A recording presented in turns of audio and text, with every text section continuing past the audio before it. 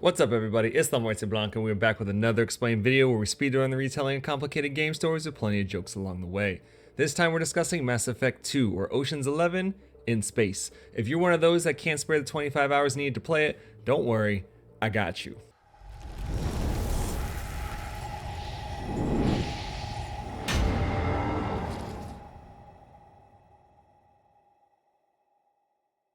Just like the first game, this is an RPG where choice matters, and your experience can vary significantly across all three games depending on your choices. I'm not diligent enough to explain every single consequence, so look up a guide if that's what you need. This is the official La Muerte Blanca canon story explained. Canon because it's my video and I do what I want. This is also a direct continuation of the last game. Check out my Mass Effect 1 explained video to see how those choices play out here. 1 month after the last game, the Citadel is still reeling from Sovereign's attack. Humanity has a seat on the Council since they helped save their ungrateful alien asses, and the Council can no longer ignore the Reaper threat.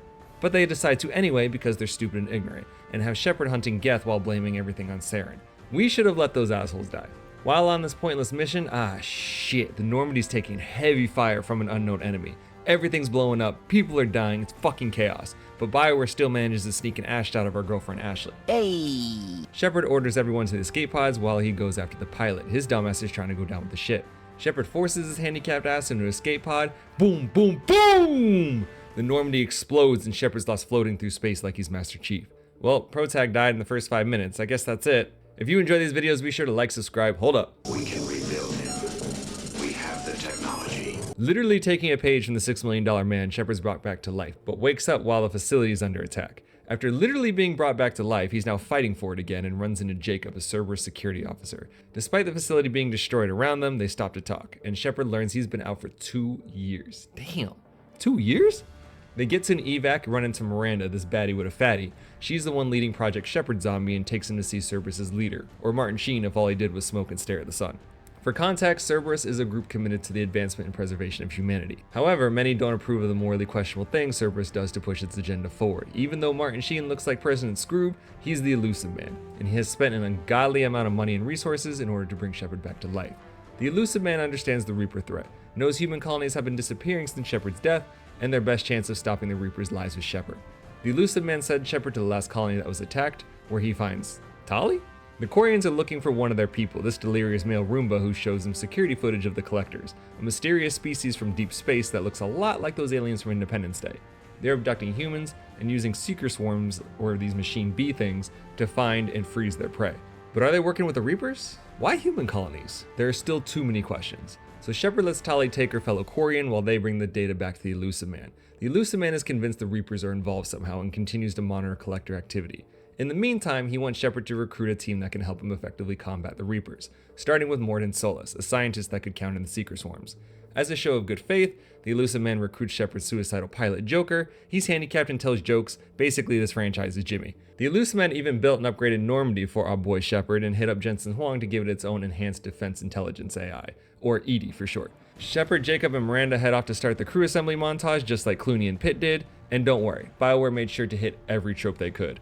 Shepard recruits fake Earthworm Jim Morden to work on the Seeker Swarm counter, picks up Zero Fucks Given Merc Saeed, and runs into everybody's favorite Scyther cosplay, Garrus, who's all like, You sons of bitches! What's the job? Shepard then recruits Kasumi, an actual thief, and even does a heist mission with her. No crew is complete without an OP psychopath, so Shepard breaks Jack out of jail, a powerful biotic who, interestingly enough, looks like and shares the same name as that bald chick from Pitch Black. And because everyone else is thinking it, I'll go ahead and mention I'm really not sure how those straps stay in place, but who am I to argue game logic? We also can't forget the genophage frog people, so Shepard tries to recruit one of their warlords. Realizes he's just an alien Nazi attempting to create the purebred Krogan, and after he dies, ends up recruiting his test subject, Grunt. Again, interesting because he looks like a tall Halo Grunt. Eventually, the Elusive Man comes through with some info. A nearby colony just went silent, and they think it's the Collectors. Also, Ashley, Shepard's old girlfriend, is rumored to be there. They head out that way, but oh shit, the Collectors are already there. Seeker Swarms are paralyzing everybody, and the Harbinger is ordering Collectors to bring humans for extension. Whatever that means. Either way, things aren't good. Shepard and his team fight through the Collectors, get the defense towers online, and force the Collector ship to retreat after it already kidnapped half the colony. Then Ashley rolls up. Shepard, I thought you were dead, and now you're back. I loved you. How could you put me through that? Really, Ash? Really? I fucking died and got brought back to life against my will? What exactly did I put you through? Ashley's here because Alliance Intel says Cerberus might be behind the missing colonies and that Shepard was rumored to be working with them. How could you work with the enemy, Shepard? Shepard tries to explain to her they are simply working toward a common goal to save humanity, but she's not hearing it. She feels betrayed by Shepard and hates Cerberus so much that even she's blind to the real threat. She walks off while Shepard stands there looking stupid like, so did we just break up?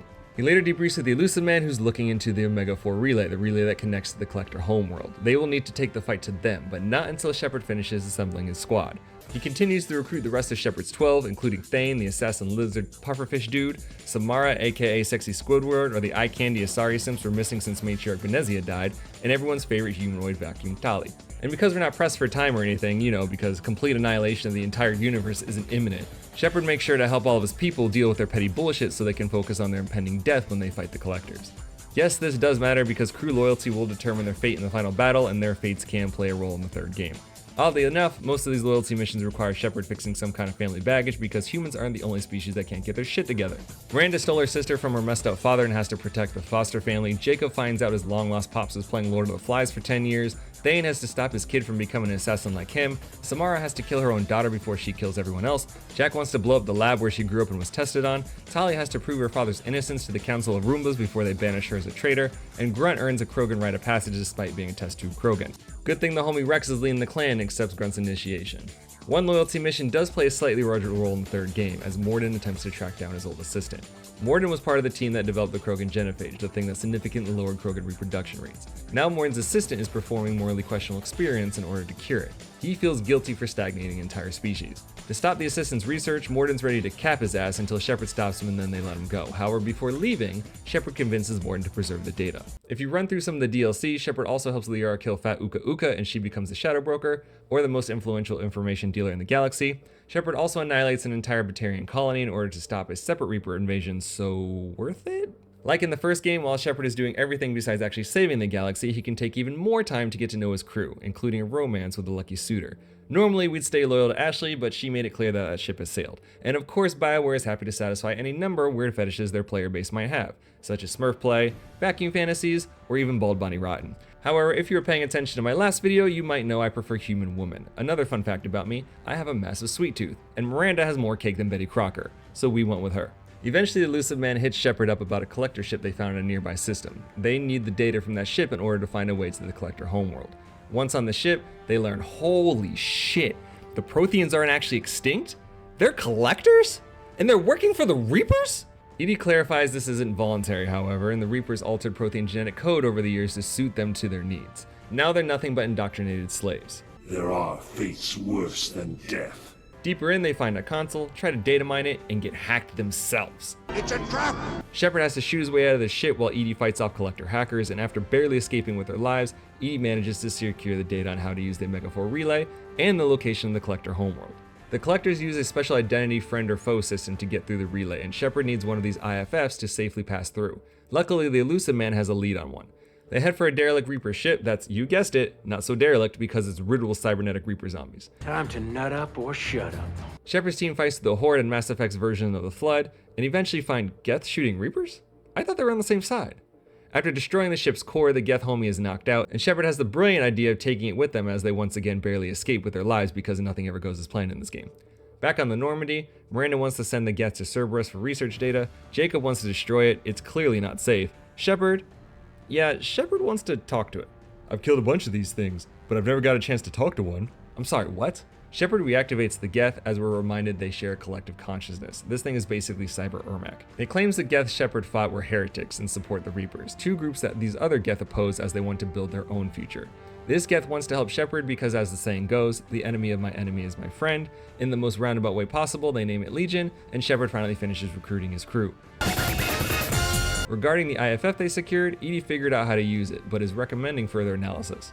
While they wait, Shepard and every single combat-tested crew member goes on some mystery mission that's never explained. And why everyone's on this shuttle when Shepard has only ever taken 2 people is also never explained. Suspicious indeed. If you haven't put 2 and 2 together, while the Normandy is more or less defenseless, oh shit! The IFF was transmitting the Normandy's location and collectors jump them. The crew's fighting for their lives, collectors are abducting everyone, and Joker's handicapped ass has to hobble his way through the chaos to help EDI save the ship. They notify Shepard of the bad news, but tell him the good news that the IFF and Omega-4 relay are ready to use. Committed to saving his crew, Shepard gives the order to head for the relay and collector homeworld. With a minimal chance of survival, Shepard and Miranda spend the commute getting to know each other a little better, if you know what I'm saying. Alright. And when they finally make it through the relay, all hell breaks loose. They get attacked by evil 343 Guilty Sparks, have to navigate through massive debris fields, and dodge the lasers that killed Shepard in the beginning of the game. Thank God I wasted all that time obnoxiously surveying planets to get materials for ship upgrades. Pro tip, upgrade your ship. If you don't, party members will die, which also impacts Mass Effect 3. They blow up the Collector's ship, but the explosion causes them to crash land on the base. Shepard rallies the squad like, "We can't worry about getting home. We called this a suicide mission for a reason." Time to nut up or shut up. They come up with a plan as Shepard assigns roles for his crew. Again, if you pick the wrong crew member for the wrong job, or if you didn't take them to solve their personal bullshit, it can have dire consequences that spill into the next game. A tech expert like Tali or Kasumi is needed to unlock the security doors, and the second fire team lead has to have combat leadership experience like Jacob or Garrus. Shepard does the pre-game hype speech, and we're out here fucking up more Independence Day aliens than Will Smith. Inside the base, they find the Normandy crew trapped in those Matrix pods, and oh my god, they're being harvested? The squad saves the rest of the crew, and they learn the colonists were all harvested. Seeker swarms are melting the bodies and pumping that liquid through a series of tubes. What the fuck? Shepard assigns a powerful biotic like Jack or Samara to protect them from the Seeker swarms. Another combat leader like Jacob or Miranda needs to run the diversion team. And for the love of God, send someone to escort the crew back to the Normandy so they don't die. I picked Mordin because he's low tier. That's right, I said it. Just outside the control room, the squad regroups so Shepard can decide who's coming with him while the rest hold the line against the Collector horde. Because one wasn't enough, Shepard hits the squad with the pre-final boss speech. "The Collectors have never fought the best, and that's you. It comes down to this moment. They can take our colonists, they can take our planets, But they'll never take our freedom! Shepard heads into the control room and shit. The Collectors are making a T-800? And that's not just any Terminator, that's a Reaper. EDI explains the Collectors have processed tens of thousands of humans in order to make this Reaper, and millions more are needed to complete it. It is clear that, like the Heretic Geth, the Collectors are just pawns, labor used to construct Reapers. Reapers harvest entire species for their own form of reproduction, and it seems the Reaper takes the shape of the species that is used to create it. Because Collector engineers aren't that bright, they suspended this Reaper above an abyss that Shepard sends it down after destroying a handful of suspiciously weak structural supports. Shepard's getting ready to blow this whole base sky high and dip, but the Elusive Man holograms himself in like, "Hold up, Shepard. What if we didn't destroy the base? What if we EMP'd this bitch instead like they did in the Matrix and used the ship for ourselves?" Yeah, no. Think about it though. I get this base melted humans to make giant Terminator, but I want to save humanity at any cost. This is just that cost. Yeah, no. Bitch, I ripped you from the jaws of death itself because you had potential. Think of the potential this could have in the impending war. Yeah. No, we're gonna 4th of July this bitch. Not so fast as the Reaper shows up trying to take Shepard and his crew with him. Sit your fake Arnold Schwarzenegger ass down as Shepard puts the Reaper down for good, saves Kasumi from certain death, and hauls ass to the repaired Normandy. Shepard does the required slow-mo chasm jump because action tropes will never die, and barely makes the jump for the exact same reason as Kasumi returns the favor. As I write this script, the Independence Day ties become increasingly apparent as Harbinger dies the exact same way the mothership alien did, and boom! The Collector base goes up in a giant ball of fire. As the Normandy escapes, the Elusive Man is not happy. Shepard destroyed everything. But Shepard doesn't care and tells him off like he did the Council. Fuck the Citadel, fuck Cerberus, this paragonal badass does what's right. Or what I want, depends on my mood. The Elusive Man throws more insults like, "I should have known you choke on the hard decisions. You don't have the balls, Shepard. I don't need your approval." Look at me. Sure. I'm the captain now. Don't turn your back on me, Shepard. I made you. I brought you back from the dead. Fuck you. Shepard walks out on the Elusive Man like the badass he is, regroups with his squad who all survived because I'm the best, and starts preparing for the impending Reaper invasion. And that's Mass Effect 2. Shepard continues to piss everyone off because they're all ignorant and corrupt, but screw him because he's focused on the real threat. I wonder how this is going to play out in Mass Effect 3. If you enjoyed these videos, please be sure to like, subscribe, hit that notification bell, or don't. I'm not going to tell you how to live your life. Don't forget to let me know in the comments what other games that you all want to see. We've already done a ton of other explain videos, so make sure you check the channel out for those as well. I'm La Muerte Blanca, and I'll catch you guys next time.